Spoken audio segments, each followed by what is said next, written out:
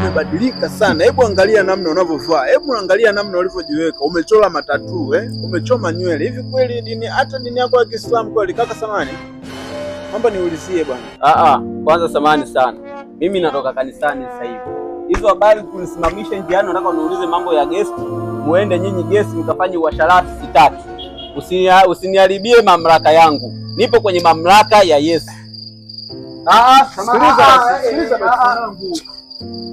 Kwambia mwanangu, mimi nataka kwenda gesi. Nani mwanangu? Huyu hapa ni mdogo wangu. Sawa? Huyu ni mdogo wangu. Kuna vitu mimi nilikuwa namuelimisha, mdogo wangu kabadilika sana. Sasa nilipokuona wewe, nimekuona kama kaka una stara kidogo. Kama pengine anielewe vipi, labda kulingana na amenizoea. Nikataka unisaidie.